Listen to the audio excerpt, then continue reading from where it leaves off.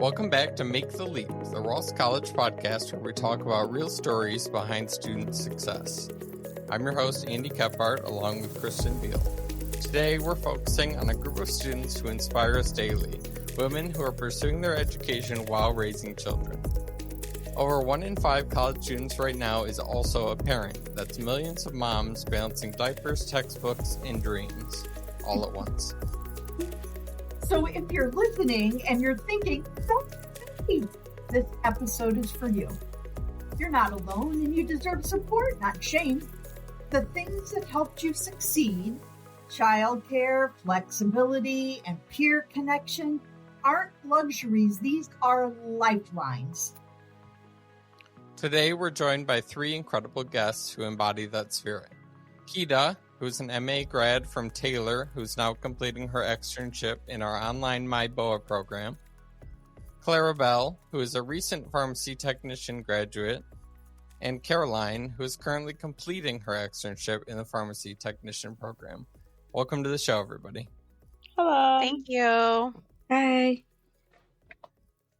Keta, let's start with you. You've completed one program and you're working on another while you're raising your kids. What does a typical day look like while you're trying to juggle all that? It's hectic. It's hard, but they're my motivation, and they're the reason I'm doing everything I'm doing. They're my purpose for wanting to do better for myself and them.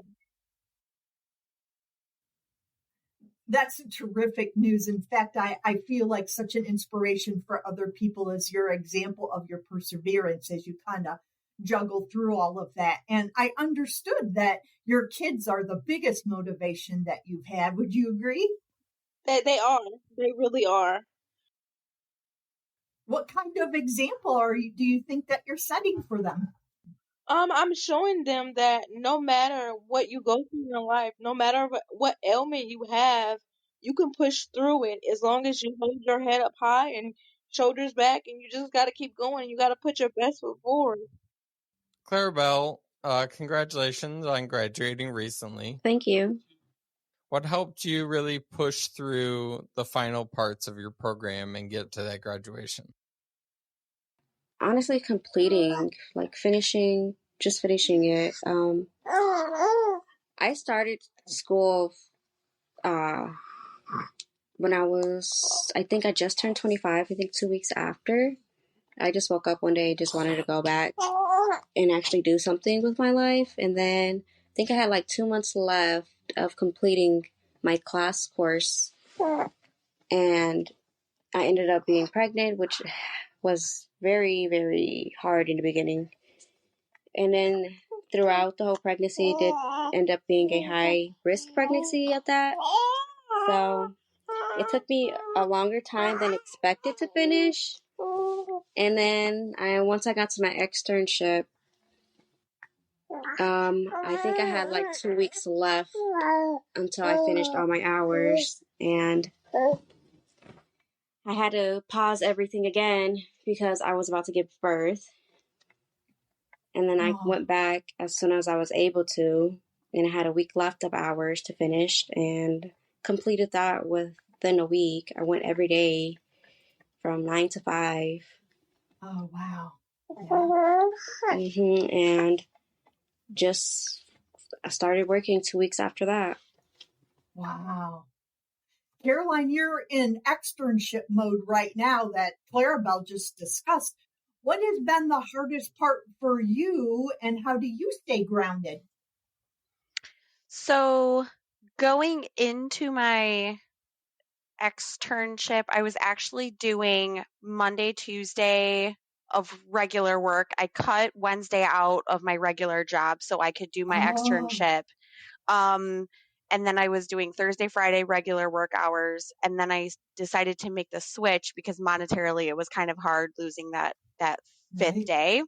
So now I'm doing my externship Fridays 5 to 10, Saturday 10 to 6:30, and then Sunday 10 to 6:30 while working my 40-hour a week job. So it's just been a lot, and just trying to manage time and my hours. So right now I have Monday through Thursday in the evenings to pretty much be home and get done what I have to get done. And so just trying to manage the household and groceries and cooking and just kind of all that stuff. So Sure. I hear you really saying, Caroline, that time, there's just hardly not enough there, right? Trying to manage all that.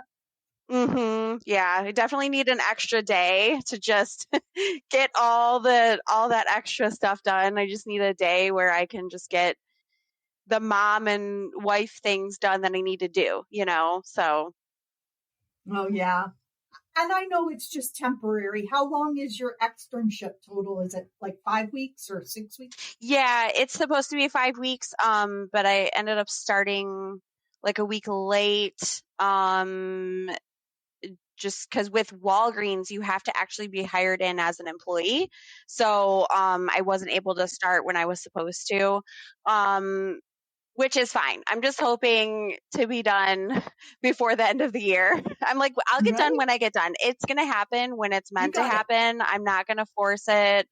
It's just whenever, God's plan, not mine. So I'm just here for the ride. I love it though. I'm looking at it like an investment. So every externship hour you're investing now in your future, right? Yeah, absolutely. Absolutely. Every hour I'm there, I'm learning something different, learning more, becoming more comfortable. It's definitely my favorite thing that I'm doing right now. I'm excited to go and do it, and I want to learn as much as possible.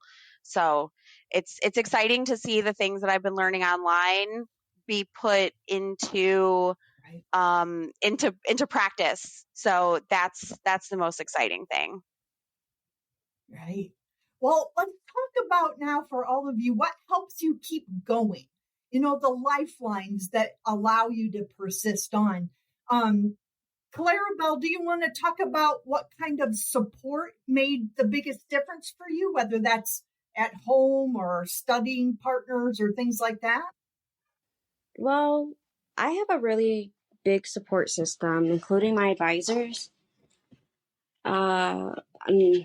My partner, he's really helped me through it out because I was working when I first started school, but after I got pregnant, I had to stop. So he just supported me through the whole thing. And once I completed school and gave birth, my mom stepped up and helping me watch him while I go to work. Love it. So without them, I honestly don't know how I would do it. It's really hard, especially like right now he's teething. So there's days where I'll get a phone call or a text message like he doesn't stop crying.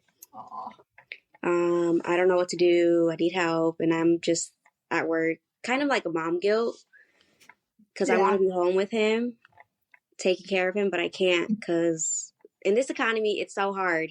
Yeah. It's so expensive. Wasn't even in my plan, honestly, to have a kid right now. But I sucked it up and I chose the good part. Yeah. Oh, yeah.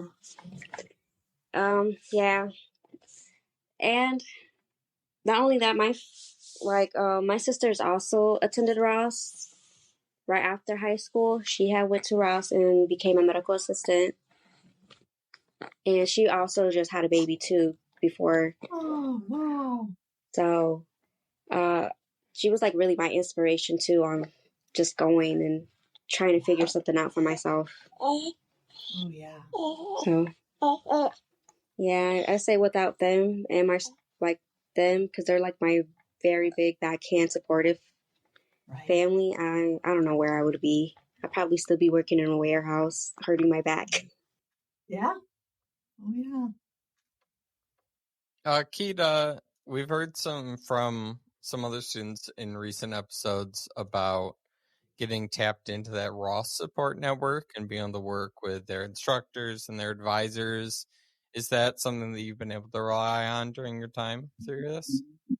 I can say that the people at Ross, they are what they stand for. What they advertise, it's true. It's one big family at Ross. My student advisor, she's amazing. The peer coaches, they're amazing. My instructor, oh my goodness, my instructor they're very hands on, and if they feel like you need one-on-one time, they will give it to you. And I was one of those students that I'm a visual learner, you know what I'm saying? And if you need that one-on-one time, it's okay. You don't have to feel ashamed for needing that because not everybody learns the same. You know what I'm saying? And it's okay to say you need help. And so many people feel like they can't ask for help because somebody's gonna look at them differently, they're gonna stare at them different, or look at or categorize them in some type of way. When I don't feel like that's fair, but Ross won't do that. Everybody there is literally family. If you need help at work, your classmates, they're gonna help you. Some of them even work together in groups, and they actually encourage you to work in groups. Mm-hmm. Oh, that's amazing. Now, Caroline, you had mentioned about this balance and about doing it on your time. And when the time is right, you're just going to do the best that you can. What kind of resources or routines help you stay organized? So I do all of my schoolwork and things like that after I get my kids put to bed. So it's all Nice. done between the hours of 10 and 1 a.m. whenever I find the time. That's kind of been when I've always done it, is in the evenings after, so that way I'm able to prioritize and focus on the kids. And then once the kids are down and in bed, I can prioritize and focus on my schooling. And just trying to, that way I have quiet time because it's not easy to do it. I have 4 kids, and they're all between the ages of 9 and 14. So it's super fun and crazy and chaotic and never ending. So I'm like, I need time after everyone goes to bed to just focus, and the house is quiet and I can get my stuff done. Yeah. And I know that my instructors, all of these people have been really great about being understanding. They've been really, really wonderful about giving me extra time, or, hey, how are you doing? Like, I've really struggled the whole time trying to balance everything. It's been really, really hard. So they've been really awesome with being very supportive, very, very supportive.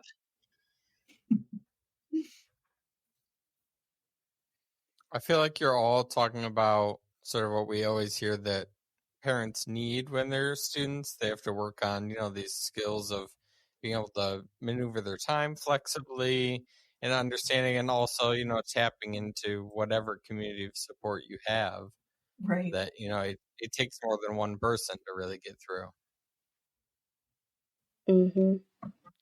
All right, let's talk about some of the impact to your children. We talked a little bit about how you can sort of teach them and inspire them with your own journey. Keta, what do your kids think, or do they say anything about the fact that you're going to school? So my daughter, she came to me and she was like, "Mama, I'm gonna be like you when I grow older." She wants to be in the medical field. She wants to, deal with the blood and gore. She actually told me, she said, "Mama, I want to be a forensic scientist." Like she's gun Wow. ho on that. Okay? She wants to be a forensic scientist, and I'm like, you can do it. I encourage her to do whatever it is that her heart desires. I never want her to feel like she can't do whatever it is that she decides to do. As her mother, I'm going to motivate her and hold her hand the whole way and let her know, no matter the challenges you face, you got it. That hurdle might fall down, but guess what? You got plenty more to climb.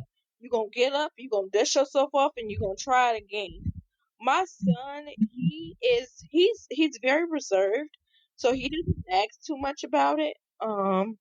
So I'm not really sure what he wants to do or how he feels about me going to school because he doesn't talk much about it. So But I think once he gets older and he gets to the point where he wants to do something, I think he'll, you know what I'm saying, he'll come to me about it. Right? Oh, I love it. I love it. Caroline, tell me a little bit about your children. What have they noticed about you on this journey, or what have they said that's really stuck with you? So I missed Halloween because I was doing externship and they were all pretty sad. It's the first kind of holiday that I missed and so fun, you know. Um, and they were like, "You're not going to be there." And so I was working and my boyfriend was kind of just giving them a little pep talk. You know, she's being very selfless by doing this. You know, this is for the better of everyone in the long run. You know, he's being really supportive and just trying to coach the kids up a little bit. And then when I get home, my 9-year-old hugged me and he's like, "You're the best mom. I just wish you didn't work so many jobs." And I'm like, I know it's just for the long run. It's just for right now. So that just keeps me going because I know that when I'm done with this and I have that real career job, I will be able to have more opportunities. It just keeps me going with it. You know, it just absolutely is my motivation. The kids see me being 35, going back to school, doing it. They're like, "You can do it and you're working and you're so busy." And, you know, and so they see me doing it. They are my biggest supporters for sure. That is so awesome. And really, the kids aren't looking for perfection here. They're just watching your persistence. And that's what really kind of leaves a legacy and has an impact on their lives as well. Wouldn't you agree? Yeah, absolutely. Yeah. Can I say something really quick? Yeah, absolutely. To everybody on here, I feel like we all inspire each other. It's not just us inspiring our kids, because sometimes our student advisors and our advisors and our teachers, they take from us as well as we take from them. Yeah. We're all learning something at some point. Sometimes it's things we know, sometimes our student advisors don't know. Sometimes the things we know our teachers don't know. You know what I'm saying? So I feel like it's all a teaching moment for everybody when it comes to teaching. All right, as we reach sort of the end of the discussion here, I'd love it if each of you, do you have any other advice for maybe another student who's just starting out, who's in a similar position to you, or even just students who aren't, but maybe are facing, you know, difficulty managing their time and dealing with whatever's going on in their life? Well, what I would say about time management, you have to be able to, you have to categorize everything and put a certain amount of time apart for a certain amount of things. If you know that you want to do your schoolwork, you say, okay, I'm going to put maybe 2.5 hours into schoolwork. And then you say, okay, I did my schoolwork for those 2 hours. I'm going to take a brain break, because it's important that you take that brain break. Mm-hmm. So you take that brain break and then you go back to it. If you feel like you're comfortable with going back to it, okay, you say, you know what, I got a meeting at this time. You know you got that meeting, have everything you need for that meeting so you're not looking for it. Already have it organized. How about Caroline? What kind of advice do you have for another mom who's going to try to juggle it all and go back to school? I would just say be very, very honest with each person that you come in contact with at the school, whether it's your advisor or your teacher or whoever it is. Just be honest with them about how you're feeling, what's going on, where your headspace is at. Because then it's going to let them in and let them know where you stand, and kind of, they can't see, you know, you're not with them in person in class. So it's, when you're doing it online, it's very easy to think, oh, this is just another person behind a screen. You know, it's just another person doing their schoolwork. But these people have jobs and things happening in their lives. They have mental health, they have kids, they have all kinds of factors going on in their lives. So it's definitely it's a way to connect. It's a way to feel supported.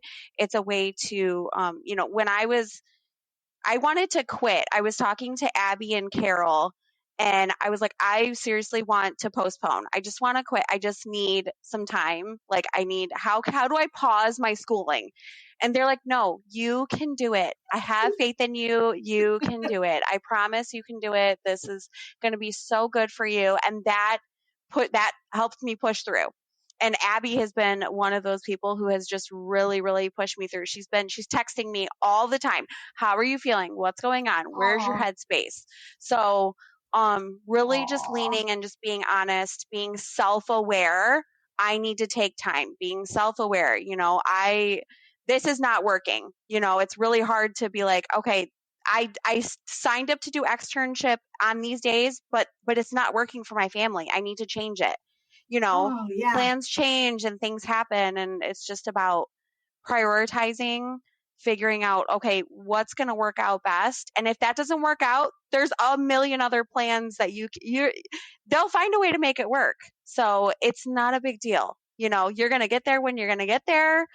So yeah, just being open and honest with everybody, even your externship person, like just being very open and honest with everyone. So Claribell, you had mentioned earlier about mom guilt. Do you want to talk a little bit about that for advice for someone who's a mom? Basically, my advice would be not to give up, even though like you feel the guilt inside, because I'm still like going through postpartum as well. So it's really extra hard for me just because I'm not experiencing a lot of first things for him. And what really motivates me to keep going is just for myself. Like, yeah, it's for my son, but honestly for me too. Like, I just want something that I have that I had achieved myself as well. Because in high school too, I did drop out in sophomore year, and I went back in my junior year, but I was technically still a sophomore. So I had to play catch up on that too. And then I was behind still in senior year, and eventually I graduated on time with my class. So thinking about that and going back to school, it really motivates me because I know I can push myself to finish it. Mm-hmm. Plus, I love that you're doing something for your family, your partner, your baby, and you. Yeah. So I just say this, like, you're going to feel some type of shame. And honestly, I feel like some jobs too out there, they're going to make you feel that guilt too, because they're going to guilt you into thinking like putting your baby first is not really the way you're supposed to put your job first. But there's some bosses out there who understand, and they won't guilt trip you. And if they do, you just really have to be tough skinned and just make sure like you know what you're doing it for. Right. Yeah, like Keta said that same thing. Like, what's your plan? You got to know what your plan is and what your end goal is, and to help you get there. Yeah, that's honestly how I push myself through it too. It's just, I just know like at the end, I'm gonna have something there for myself. Like, I can go anywhere basically with my certification, my license. I can. Yeah. If I really want to, I can go back to school too and get my associates as well. But I honestly don't feel like I'm in that position right now. You just need one more success and then one more success, and then your confidence grows, and then the world's your oyster pretty much, right? Yes. That's exactly the message we hoped to share today. To every student mother listening, you can do this. You're not behind. You're building something remarkable for yourself and your children. Your persistence today is the story they will tell tomorrow. Keta, Claribell, and Caroline, thank you for sharing your honesty and your heart. And to everyone listening, keep learning, keep striving, and as always, keep making the leap. Thank you very much for having us. Thank you. Bye-bye. Bye.